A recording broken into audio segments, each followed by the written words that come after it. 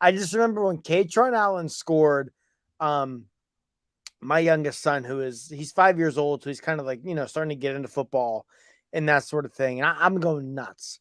And he's like, Daddy, you excited to see? I'm like, buddy, the last time Penn State beat Ohio State, you weren't even born yet.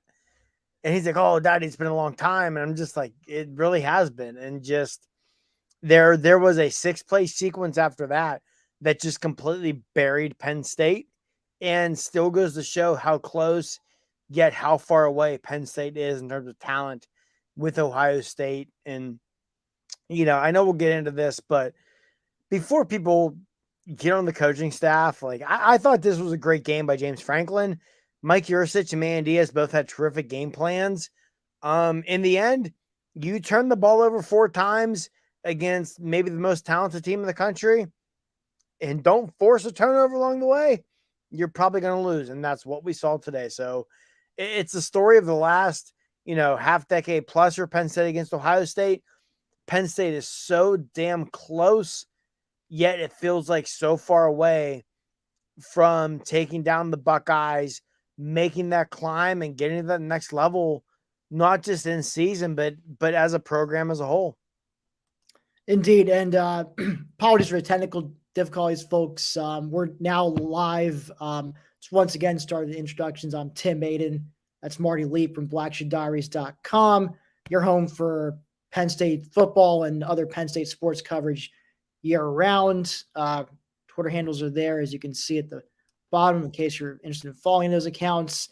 Also, we're currently at 547 subscribed viewers, and we're trying to get to 550. Yeah, let's try to get to that by the end of this show. Can we? If you like what you see, if you've watched us in the past, welcome back. If it's your first time, welcome. We hope you enjoy today's show. And if you do, please do us a favor, hit that like and subscribe button for the Penn State Voice of College Football channel. Marty, you just got done talking about how it feels like Penn State is so close, yet so far at the same time. And I don't think we saw, I think that manifested, I know I'm skipping ahead here. This manifested itself greatly in the final 9 minutes of the game where, Penn State, you're trailing 16-14. They put together and they string together a nice drive. It's about, let me pull up the stats here. They go ahead on a 13-play, 75-yard touchdown drive, eats up over almost 6 minutes of clock. Katron Allen busted in on a 4th and goal from like the 1-foot line. Crowd's going crazy. Everyone's thinking, oh man, can they possibly do this? I mean, I guess I knew better than to think otherwise, but I'm sure there are some people in the stands at Beaver Stadium thinking maybe they can pull this off, but Ohio State, to their credit, that they come out next drive and just absolutely rip the hearts out of the Penn State defense. Just 3 plays, 75 yards, which was capped off by Trevion Henderson ripping off a 41-yard touchdown run, gives them the lead. They end up kicking an extra point after a false start on a 2-point conversion, but doesn't matter because very next drive, Sean Clifford fumbles the ball while trying to throw after his own teammate gets thrown into him by JT Toimalo. His last name. You guys can correct me if I'm wrong, but JT Toimalo just drives Bryce Effner into Sean Clifford as he's throwing and causes a fumble, which he recovers for Ohio State. And then from there, it's one play, CJ Stroud hitting Cade Stover for another back-breaking touchdown. And that puts Ohio State up by, all of a sudden, in less than a minute, it goes from Penn State up 5, Ohio State's up 9, and now Nittany Lions got to play some catch-up. And, to Penn State's credit, they did respond. It was with a field goal, but they did go down and respond, make it a one-possession game again. But then Ohio State, they just kept their foot on the gas. Stroud hit his main target. Marvin Harrison Jr., who had a tremendous game for the Buckeyes, had about 185 yards. Parker Washington had 179. So it was kind of a dueling receivers battle between the two guys. We can get a little more into that later, but Harrison was just Mr. Reliable. So many times it seemed during any third down situation, third and long, Stroud just managed to find his guy, Harrison Jr., to move the chains every time. And, in a game like this, I mean, that can make the difference. Of course, Penn State didn't help itself with the turnovers, but, I guess we can go back a bit now to, early on. We can celebrate being together. Tell a joke, sure.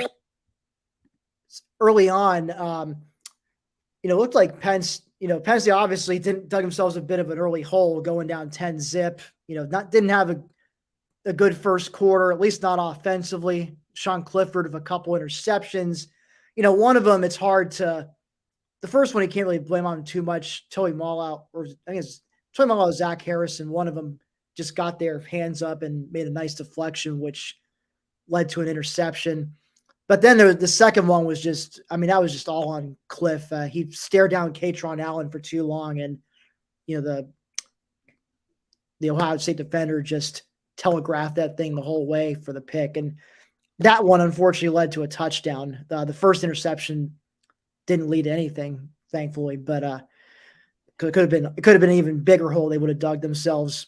But still, down 10-0, and you're thinking, all right, well, I guess is Penn State going to do what they did last week against Minnesota, come out with a stronger second quarter, make this a game, put up a fight, or is Ohio State just going to, just gradually keep building its lead to something insurmountable by halftime? And sure enough, Cliff hits Parker Washington for it was just kind of a routine pass for about 10 yards, but Washington just using his ability to shake tackles, shakes off a couple Ohio State tacklers, and then just races to the end zone for a touchdown, gives Penn State their first points of the game. It's 10-7. Suddenly the crowd is back into it after being quiet for most of the first quarter.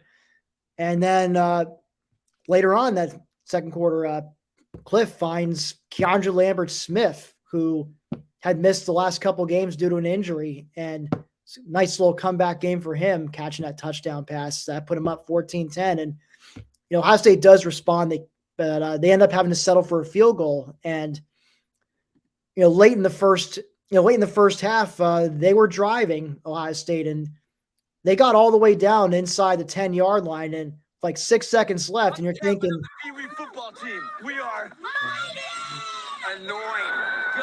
they kicked a. That was my fault. I'm sorry. So yes, ESPN does this. They automatically start playing ads, and you pull up the score bug. It is awful. I'm trying to pull the box score in front of me here, so I have everything right here in a second. And I know, fix your stuff. Trying to derail everything. But anyway, so Katron out, not Katron, sorry. So Ohio State's down at the inside the 10, 6 seconds left. They have a time. You're thinking, okay, well, I guess they're just going to kick a field goal, take the lead at the half. But, maybe Ryan Day got a little too cute, a little too greedy, decides they want to play for the touchdown, try one more crack at the end zone. But Johnny Dixon comes around untouched over the right side and just blindsides CJ Stroud of a sack fumble, which ends the half. So, you're thinking, okay, well, maybe that could, if Penn State keeps this close for long enough, that could be something that, could come back to bite Ohio State in the end. Ultimately it didn't, but what were your thoughts at least going into halftime, Marty? Like, did you think to yourself, they can win this, or are you thinking like, let's kind of wait and see, this is Ohio State after all? Yeah, going into halftime, had this been probably any other team in the country, I'm thinking, all right, Penn State's in good shape. They're probably going to pull this game out. But I've seen this too many times against Ohio State. This is the third time in the last 6 years Penn State was leading with less than 10 minutes to go in the game, and lost to Ohio State. The defense in the first half balled out. No play bigger than Johnny Dixon in that strip sack at the end of the half. But it was like you could feel it coming. And even when the second half started and Penn State marched right down the field and didn't get points because they elected to go for it on fourth down, which I was great with the decision. Going forward on that fourth down early in the third quarter, 100% the correct call by James Franklin. The play call was the problem. You've got to go play action there. You've got to go run pass option there. Let Sean Clifford, who at that point in the game was cooking, let Sean Clifford use his legs, try to make a play. But yeah, at halftime, it's like, you came in this game a 2-touchdown underdog. You're leading. You have all the momentum. It was, in most situations, I would have felt pretty good. But against Ohio State, where, like you said, we've just seen this so many times before, I was like, I kept waiting for the shoe to drop. Even when Penn State took the lead with 9 minutes to go, 9:26 to go. I will tell you that because I sat here and said to myself repeatedly, 9 minutes, 26 seconds. That's what it's going to take to finally pull this off. You just kept waiting for that shoe to drop, and sure enough, it did. But yeah, I mean, I think for the most part, the team played really well outside of a few things, and they went down swinging against what is, in my opinion, the best team in the country. I don't think they're that far off from Ohio State outside of a few positions, which I'm sure we'll get into. But yeah, at halftime, I'm thinking to myself, I remember I texted a friend of mine at halftime and even said, I can read you the text verbatim. Said Penn State giving us hope in the first half against Ohio State, only to crush our dreams in the second half. A tradition like no other. And that's where I was at halftime because I was just waiting for that shoe to drop, and sure enough, it did. Yes, indeed. And it's interesting. I just pulled up the box score again, this time on CBS Sports because they don't throw ads right in your face.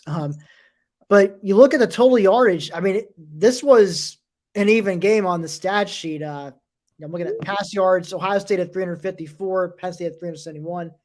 Penn State had a little more rush yards, 111 to 90. So they had 30 more total yards than the Buckeyes. Both teams put up their share of yards. Yet we got a final score of Ohio State winning by 13 points. And, to me, the difference was that -4 turnover margin for Penn State. And, I think a good part of those turnovers is, JT Toimalu at Ohio State. He was a one-man wrecking crew. Gave me the wrong kind of flashbacks to Chase Young and Joey Bosa just, eating up the Penn State offensive line. And, Toimalu was the next in a line of guys who did so. He probably accounted for at least half of those 4 turnovers, maybe 3 out of those 4. I think he said this before we hit record, if he's not there, and this is why I think you can get into this too. You say this is why you get annoyed if people say recruiting doesn't matter. It matters. This guy was from Washington State. This is a guy who UW should have been getting. This guy was practically in UW's backyard, from what I understand. And, to let him go to Ohio State, yeah, that's got to do better, UW guys. Keep these people in your own state. Yes, please move forward. Don't let those kind of players go to Ohio State. I'm begging you, Kellen DeBoer, please don't let it happen. Although we do thank him for Vega Ioane. Yes, I will thank him for that one. But yeah, I do agree, Nick. If they don't commit those turnovers, I don't say probably, but they have a much better chance of winning. We'll say. I guess I'm reluctant to say they probably do, but again, in a game when you're playing Ohio State, you got to bring your A game. Yep. They didn't quite bring their A game. Yeah, you mentioned the turnovers. The only turnover that didn't hurt Penn State was the fluky turnover. Ball batted up in the air, it gets intercepted. Ohio State gets held to a field goal attempt, which they miss. The other 3 turnovers by Sean Clifford led to Ohio State touchdowns. So, they were the biggest plays of the game. Excuse me. It's just an inexcusable throw early in the game on a third down. He just stares down Katron Allen, proceeds to make a bad throw where even if Allen catches it, he's not getting the first down.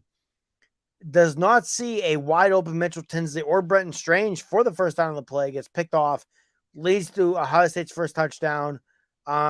His third turnover, excuse me, a strip sack where Bryce Saffold got whipped off the edge.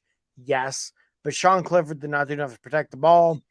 Led to a one-play scoring drive for Ohio State, and then that late pick six where he threw it right at JT. So, without the turnovers, who knows what happens? There's definitely a real scenario where without the turnovers, Penn State wins this game. But again, like you said, Tim, like I mentioned, recruiting matters. Whether people want to admit it or not, recruiting matters. JT Tuimoloau, again, if I'm wrong, which I'm sure I apologize. He was a 5-star recruit out of high school for a reason. He looked like a 5-star player in the field today. If you take him away from Ohio State's defense, Penn State probably wins this game because he just blew up one play after another, forced a bunch of those turnovers, had the pick six without it. I think he had 2 interceptions on the game, if I'm not wrong. I believe he also had the interception on the bad throw to Katron Allen. So you take him away, and it's a totally different game. But yeah, it's frustrating, man. They're so close. They just continue to be so damn close to taking that next step. And they keep coming up short, and that's part of what makes it so frustrating is you're consistently teased like this. You consistently see paths to where with 8-9 minutes ago in the game, Penn State's winning and on the brink of beating Ohio State, and they just keep coming up short. And until they start to get over that hump, it's never going to not be frustrating. Absolutely. I'm not going to rehash in all the other times that they came so close and yet so far. But yeah, I got some comments to address here. Watching Frank Coach watching Degenerate Gambler at Casino at Manny's. Well, first of all, he's only going to go on his own terms thanks to his buyout. But to be frank, I didn't have a real much of a problem with Franklin today, except maybe just and even that play call. That's that's on Yurcich. He's the offensive coordinator. The only real complaint I had about coaching today was, again, early third quarter when they had that drive deep in Ohio State territory. They went for the fourth down, which I didn't have an issue going for. It was the play call. Very predictable out of that T formation, hand it off to Nick Singleton. I would have liked to have seen them give Clifford more of a run pass option there.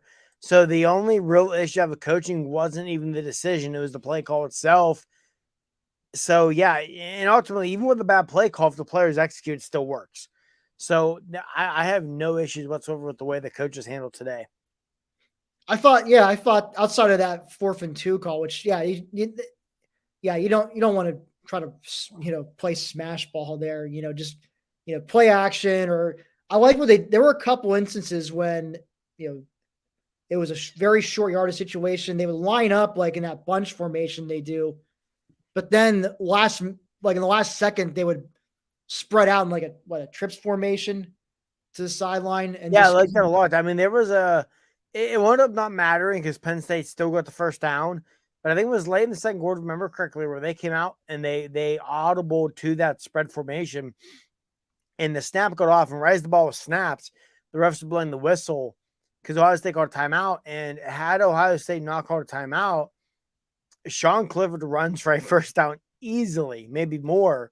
So yeah, I really like that. I hope that's something we continue to see moving forward because it forces a defense to just completely change what they have on the field, what their personnel, what their look. But yeah, no, I thought Penn State's coaching staff had a fine game. It's just, I'm not going to say players the next year, just your quarterback, Sean Clifford, had too many costly turnovers, and that was the biggest factor in this game, in my opinion, was the Sean Clifford turnovers. Yeah, I don't know how many times we can say it on the show, but yeah, the Sean Clifford turnovers were just, that's probably what you can point to as, what helped Ohio State win today.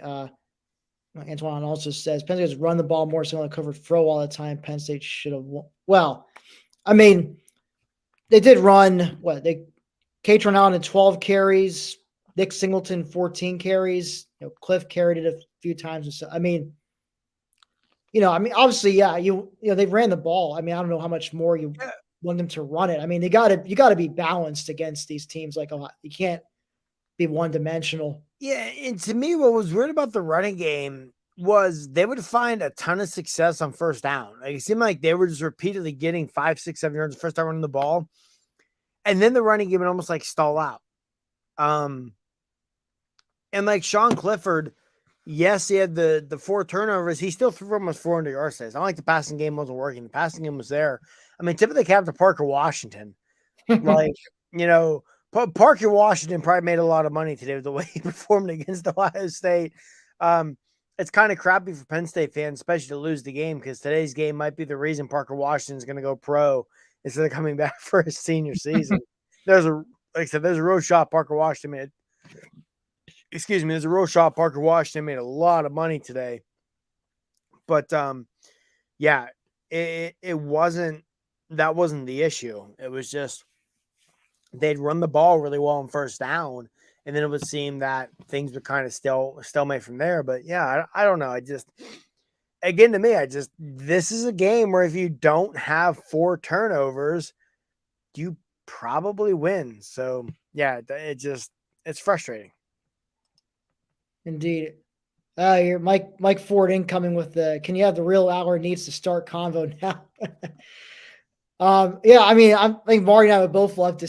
Marty, especially. I would love to see it. I mean, I don't think it's going to happen, obviously, but what I do hope to see going forward, now that you're in the more manageable November slates and you have a real good shot at going undefeated in November, because again, just a reminder, next week at Indiana, Maryland at home the following week, at Rutgers the week after that, and then they finish Thanksgiving weekend with Michigan State at home. None of those teams are exactly world beaters right now. Even if Maryland brings Talia Tagovailoa back, which good chance it will, but still, none of those teams are Ohio State or Michigan. So it's a manageable slate. So chance go 10-2 here, but I also think they should definitely throw in Drew Aller at, give him increasing amount of playing time going forward. At this point, you're not, you're out of the Big Ten title and college football playoff picture. So you want to start playing more and more now for the future, for the guys are going to be back on the team. And they've pretty much done that at the other positions, save for quarterback. Now, I'll have to say Aller hasn't gotten some run this season, but this next month would be a great time to just slowly just start to integrate him in more and more into the game plan and just help him. And these are opponents that can kind of help build his confidence against, and just get more game experience before he becomes the full-time guy starting next year. No, I totally agree. I think moving forward, there's no reason to not start Drew Aller. Your last 4 opponents are opponents you should beat without issue, regardless who the quarterback is. You're going to be favored in all those games. You might be a double-digit favorite in all those games, quite honestly. There's no reason Penn State shouldn't be looking at 10-2 and a New Year's Six berth. And to me, again, there's no reason to start Drew Aller. He has the higher ceiling. Sean Clifford has played pretty poorly most of the year. And on top of all of that, Drew Aller is the future, like you said. Why not see what you have in him? If nothing else, like most other quarterbacks in the world, Aller is going to take some lumps early on. Why not let him take his lumps in a season where I'm not going to call it a lost season, because if you get to 10-2 and get to an Orange Bowl or something like that, that's not a lost season. But why not let him take some lumps in a season where you're not going to win the Big Ten, in a year where you're not going to go to the college football playoff? Let him take his lumps. Let him get some developmental reps in now, so next year and beyond, where you might be trying to play for a Big Ten championship, you might be trying to play for both in the college football playoff. Drew's knocked a lot of that kind of stuff off already. So yeah, I don't expect it. As Tim knows from being in our Black Shoe Diaries chat, I will famously say, somewhat tongue-in-cheek, but somewhat serious, that James Franklin would rather lose with Sean Clifford than win without him. I don't expect anyone but Sean Clifford to start down the stretch. unless Clifford is like in like a medically induced coma or something like that. Which obviously I hope doesn't happen. I'm not wishing ill upon the kid. I'm just saying. But yeah, to me, there's no reason not to start Drew Lar down the stretch. See what you've got and play for both the present and the future. Yeah, I would say that, and hopefully, like I said, we go forward. We see Drew Aller getting more and more playing time. So hopefully it starts next week of Indiana. Nick was asking, are you concerned of Drew Aller not being particularly mobile? Not really. I mean, he's got the, he has the pocket press. He's also got the size. I mean, you can't just go in and just sack the guy. Like, you really got to show proper tackling for to bring down. He's a big dude. He's like 6'5". I don't know how many pounds at this point, 245 or something like that. And he's not a statue. I mean, he's, he can run and pick up some yards if necessary. Not as much as, Cliff does, but frankly, if he's got the pocket presence and he's got, the better, stronger arm, then, that's negligible to me. Let's see what other comments we got here.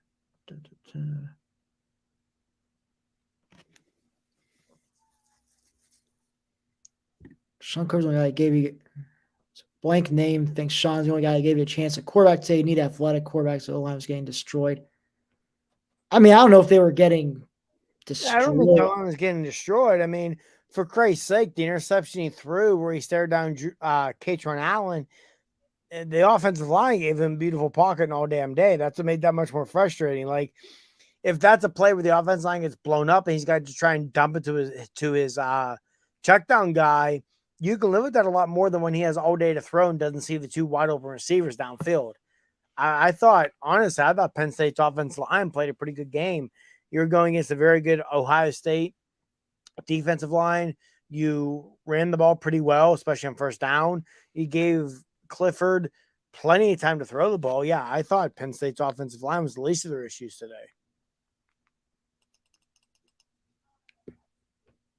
Yeah, I mean, I guess, there were times where I guess, Tolomalu was, destroying that right side of the line. But, I mean, overall, the run blocking was good. Pass protection, overall, like, what wasn't bad. I mean, of course, there were times when Tolomalu came through, but, the O-line is not something I would be throwing too much of the blame on. So, yeah, I mean, even as long as you got a tip to the other team, they just had better guys. Yeah, and circle back to the line real quick. I remember during the broadcast, Joel Klatt talking about them. And Klatt said, I'll come into the year, Penn State's offensive line need to take a big step forward, and they have. They played like crap against Michigan. I will give you that. But even today, I thought they played okay. Like, you give this offensive line performance the last 4 games, and you're going to win most likely, unless your quarterback really just makes one mistake after another. But yeah, this was fine. When you're going against one of the best teams in the country, one of the best defenses in the country, you're going to take this offensive line performance they had today. The offensive line was far from the reason why Penn State lost. Right.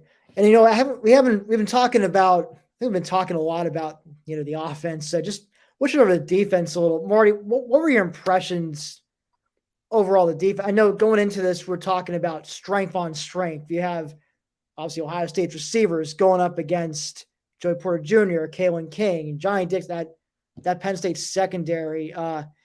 Obviously Ohio State's receivers did come up with some big plays to either move the chains or score.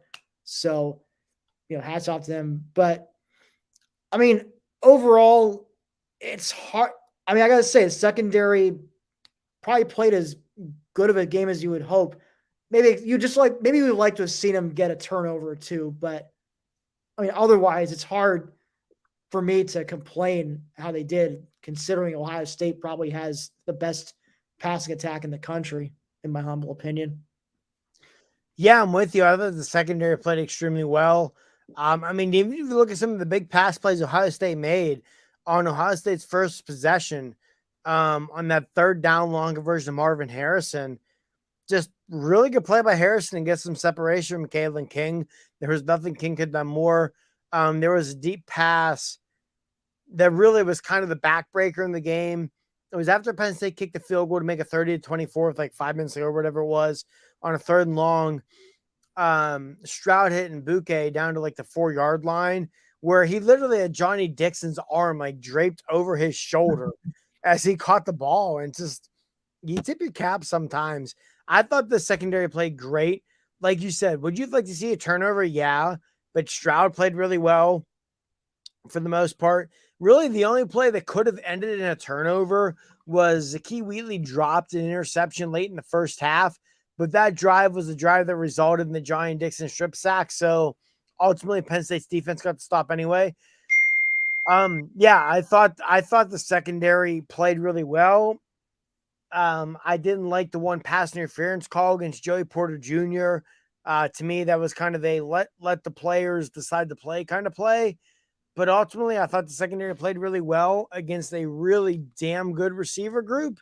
And yeah, again, to me, I really don't think outside of quarterback, it's, to me at least, excuse me, it's tough to really point at any Penn State position group that really played so poorly that they contributed to a loss today. Yeah, I'm seeing some comments about, Ohio State got exposed today. I don't think Ohio State got exposed. It's like you look at Ohio State to come into this game, they were undefeated, won every game by double digits, but they had not played any team even remotely close to the caliber of Penn State. I mean, some people might point Notre Dame, but with Notre Dame's offensive struggles, I feel very confident that's a team Penn State beat by double digits. Like I think you had two of the 15 best teams in the country who went to battle today. It was in Beaver Stadium, which gave Penn State a big advantage. And we saw Ohio State struggle for the first time all year because this was by far the best team they've played all year. I mean, if you're an Ohio State fan, you just went to Happy Valley. You were losing with 9 minutes to go and still won by double digits. I'm thinking if you're an Ohio State fan, you got to be feeling pretty dang good about your team right now. And if you're not, then maybe your fan base is even more spoiled than I could have ever imagined.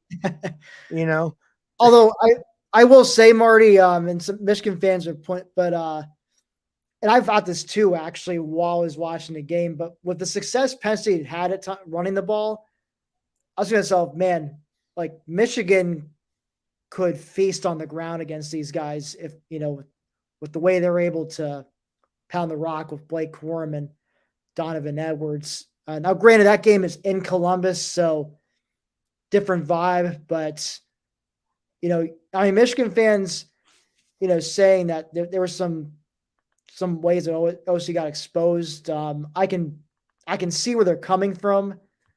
Of course, whether they will be able to fully exploit it's another thing, but, I'm not so sure how that Ohio State-Michigan game turns out. I'm sure Ohio State will be favored because it's in Columbus, but that ought to be shaping up to be another dogfight and very good chance going forward. That's a battle of undefeateds going, which would be the first time since 2006 when it was 1 versus 2, and they actually moved the game from its traditional noon slot to 3:30. I don't think it's going to happen this time. It'll stay at the noon slot, but man, that game is potentially shaping up to be the biggest between those two schools in years, probably at least a decade, for being honest. So we'll see. I know Michigan still has Illinois which is probably their toughest opponent going forward. Don't count out the fighting Illini. Don't count out the fighting Birds here. They're well on their way to getting 7-1 today against Nebraska. I was trying to check the score. It was like Nebraska was up 20-9 Illinois at halftime. Oh, okay. So Illinois took the lead. Yeah, I don't have the TV right in front of me, but I'm trying to pull up Ohio State's schedule here. And yeah, I mean, at Northwestern next week, Indiana at home the following week, at Maryland after that, before the game. So safe bet they'll be undefeated going into the game. And like I said, yeah, Michigan just doesn't get caught looking past Illinois, which I don't see why they would. Illinois is, they can't fly under the radar anymore at this point.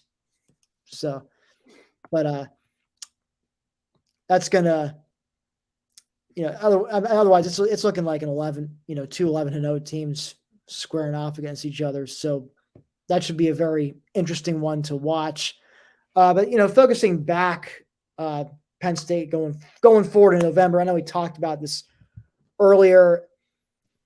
How do you see this November slate playing out? You think they win them all, go to 10-2, get to a New Year's Six bowl against Wake Forest or whoever the ACC opponent is in the Orange Bowl, or do you think they get tripped up again somewhere? Maybe if you kind of know how losses tend to come in twos sometimes for this team.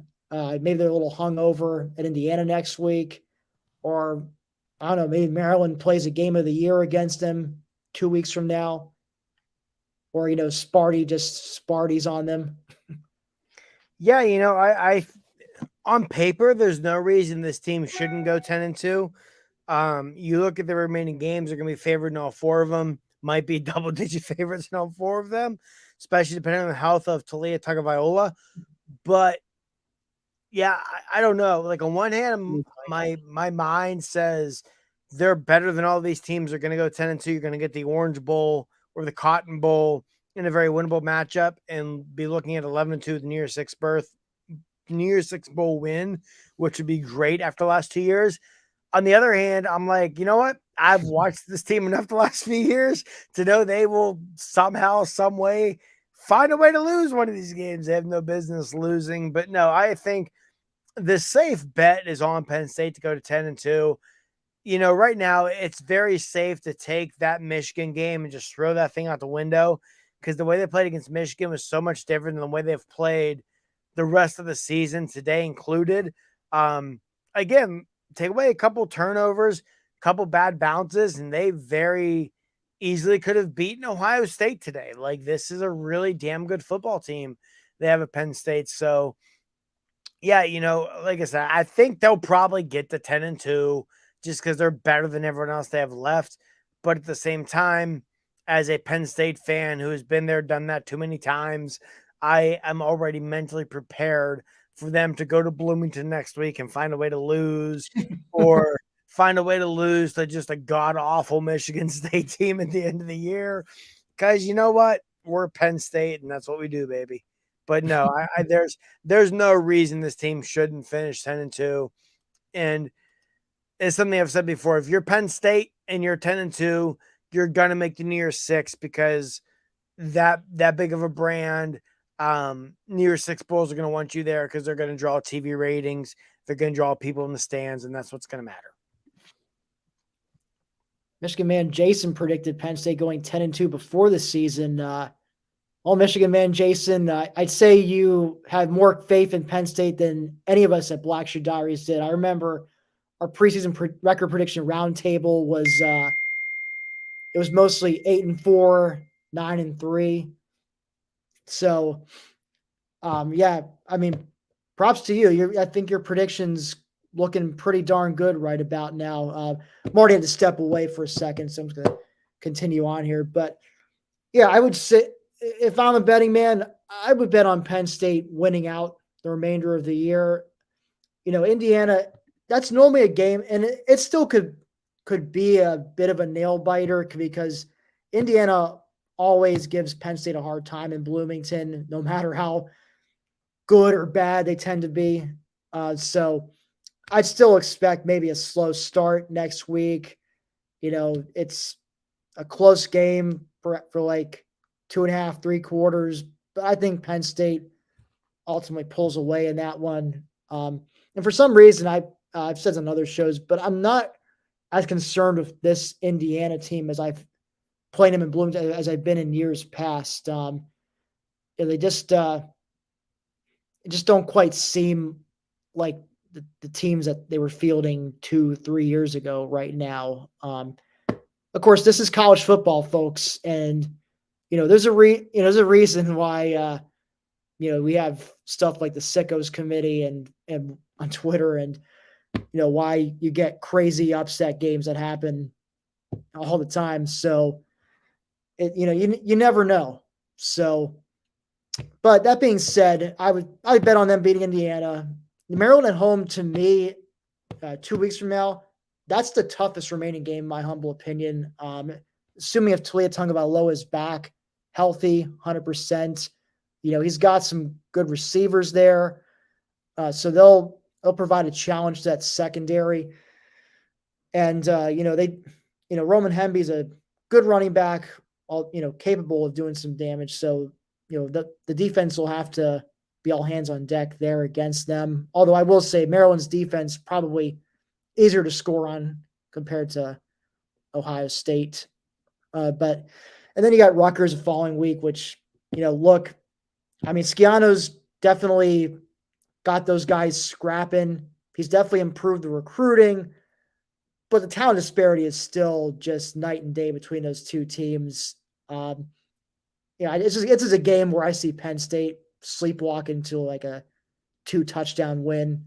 And then Michigan State at home the following week. I mean, if Penn State at that point, if they're sitting at 9-2, I don't know where Sparty will be. I have to look at the remaining schedule for them. But maybe Sparty will come in needing a win to clinch bowl eligibility, so they could be up for. And then Penn State, meanwhile, they'd be a win away in that scenario from clinching a 10-win season and a very likely New Year's Six bowl, probably the Orange Bowl, from what the projections have been saying on all the sports sites.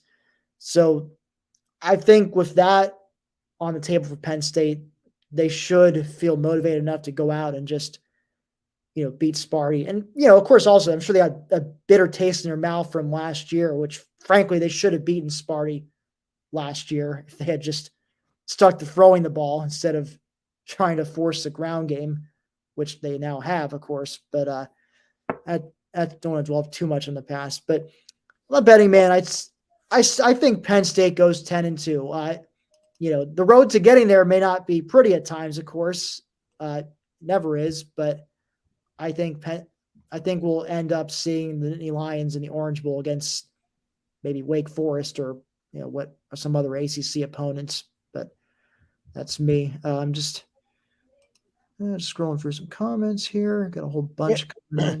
One thing I'd real quick, Tim, with the Orange Bowl, if you draw an Orange Bowl against an ACC opponent, with Devin Leary hurt, outside of Clemson, the entire ACC is garbage, in my opinion.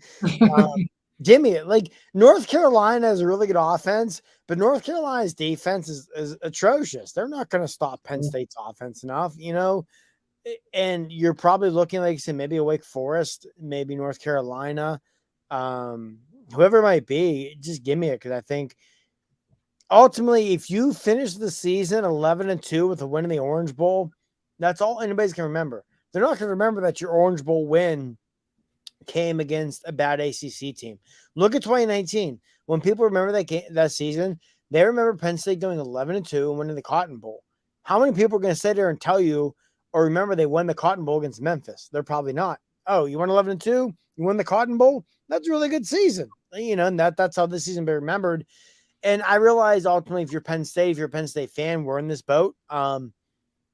You want your seasons to accumulate and end in more than winning 11 games and winning the Orange Bowl when it's a non-playoff bowl.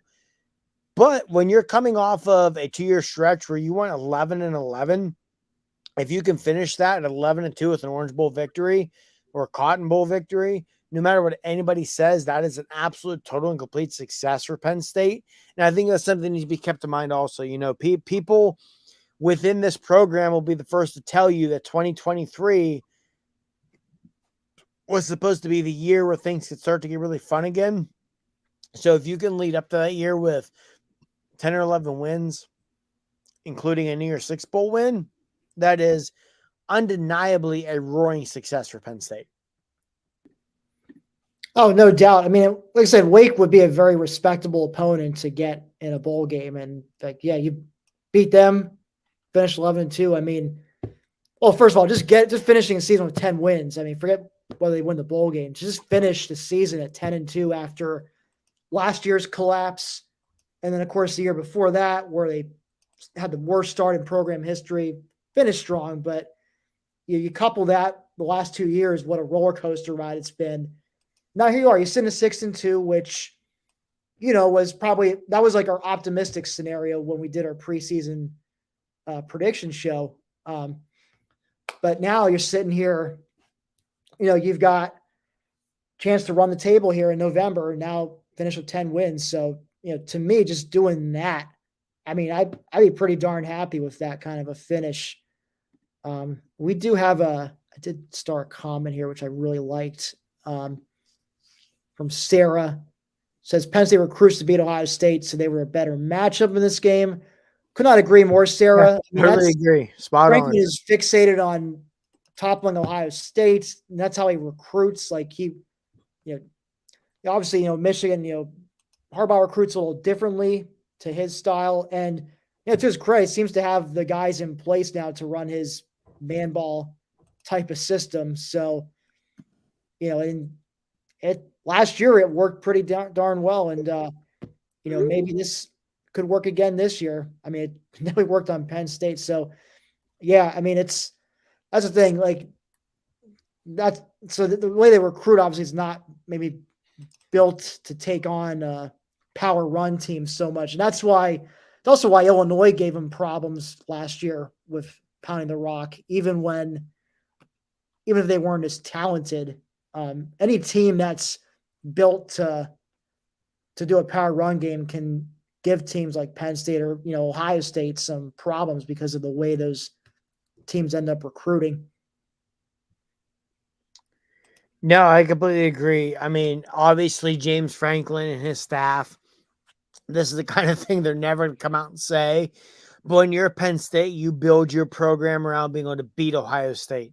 Because if you beat Ohio State, not even necessarily the consistency, once out of every 3 or 4 years, you're going to make the playoff a whole bunch. Because when you're Penn State, you beat pretty much everybody else, And that was the thing. I mean, today we talked about this on the preview show with Mark during the week.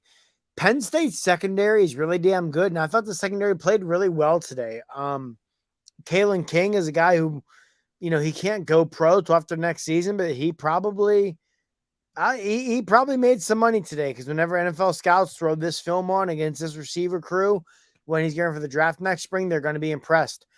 Penn State builds their defense around an elite secondary and a terrific pass rush, and that's what it takes to beat Penn State or beat Ohio State, excuse me. If anything today, you would have liked to see the pass rush get home a little bit more than it did. I will say, I think Penn State's missing Zariah Fisher more this year than anyone anticipated. For those who don't know, Zariah Fisher would have been a redshirt sophomore edge guy out of Aliquippa who seemed prime for a huge season this year. I think they're really missing Fisher this year because Chop Robinson, for as good as he's been, has been the only consistent pass rush threat, which has allowed opposing offensive lines to focus on him. So I think they're missing that more than they thought they would, but ultimately Penn State's secondary, their pass rush is going to overwhelm most teams they play. Ohio State being one they feel they won't overwhelm, but at the same time, they step up and play Ohio State tough. They play Ohio State strong. That's what Penn State does, and we saw it again today. And yeah, it's kind of crazy to me because I feel like if as much as James Franklin has struggled against Ohio State, if he played nobody but Ohio State, he would be viewed, I feel like, a lot differently by a lot of people because they always play Ohio State so tough. While he's only beaten Ohio State once, there's definitely a universe where he beats them in 14, 17, 18, and again this year. So, yeah, it's weird because you build your program as Penn State around beating Ohio State, or as I mentioned on the show the other day, being Ohio State, being what they are, and you're so close to taking that step. And that's part of what, as a Penn State fan, makes it so frustrating as you see the Nittany Lions year after year after year being so damn close to taking that step to getting over that Buckeye Mountain. And yet repeatedly we see the mistakes late in the game that cost them. Like today, there was a 6-play sequence in the fourth quarter. So Katron Allen scores, gives Penn State a lead with 9 minutes and 26 seconds to go. Ohio State is a 3-play scoring drive. Penn State gets the ball. Second play of their drive, Sean Clifford fumbles. Ohio State gets the ball. First play of their drive, they score a touchdown. Those 6 plays completely swung this game. And, going against a team that doesn't have as big of a talent advantage as Ohio State, that probably doesn't happen. But going against Ohio State with a talent gap, unfortunately, is still real. It happens. And that's where it's frustrating. That's where when you see James Franklin after the game talking about the need to get bigger and stronger inside, get faster on the outside, that's what he's talking about. Because if that happens when Ohio State's playing in Alabama, playing at Georgia, we don't see a 14-point, 17-point swing, whatever it was there. But against Penn State, for as good as they are, we still see the swing. And yeah, they're so close, yet in so many ways still so far away. And that's what makes it so frustrating as a Penn State fan. Well, and man, just hopefully you got this, in the next couple of years, the talent that Penn State's collected that matures, develops. It's what gets them over the hump. Well, we'll see. But just another reminder, folks, subscribe to our Penn State channel. We had 547 of you subscribed pre-show. Again, if you like what you've seen and haven't already done so, please do us a favor and subscribe. Helps the channel. It helps the entire Mark Rogers universe as a whole, his channels. So, and speaking of Mark, he'll have his post-game, his nightly call-in show at 11:30 tonight, nightly Saturday show. So, I don't know, maybe Marty calls in there. I don't know if he'll be drunk or sober, but talk about whatever's on his mind. But you can check Mark out on the main channel for that. Marty, any last thoughts, any parting thoughts? I see the Michigan, Ohio State fans getting into it in the comments, but any last thoughts before we sign off? I don't think so. I mean, ultimately, if you're a Penn State fan, you've got to walk away from today feeling good. Penn State hung with them a lot more than a lot of people, Penn State fans included, thought they would. If not for a couple of turnovers. Again, Penn State probably wins this game if not for turnovers. Ultimately, we have two teams that's good. Turnover battle's vital. Ohio State forced 4. Penn State did not force any. That proved costly. There's no reason, Tim, there's no reason why on the Saturday after Thanksgiving we should be sitting here talking about Penn State being 10-2 and speculating which New Year's Six Bowl they go to. If that's not the case on the Saturday after Thanksgiving, something went catastrophically wrong somewhere. And as I said on our previous show with Mark this week, if that's because they lost to Michigan State, I will be doing this post-game show bald because I will pull my hair out because it just solidifies that for whatever reason, the football gods have deemed Penn State is not permitted to ever beat Michigan State. Indeed. Well, thanks everyone who tuned in. Hope you enjoyed it once again. Like, subscribe, and also blackshoediaries.com. That's your home for Penn State sports coverage. Marty will have your Twitter reactions post up probably tonight. I'm just working on this position grades post, which will go up tomorrow. And I'll also have a turning point post on Monday, which will describe a moment of the game which permanently shifted the final outcome of the game. So thanks once again for tuning in, and we will catch you next week after the Indiana game.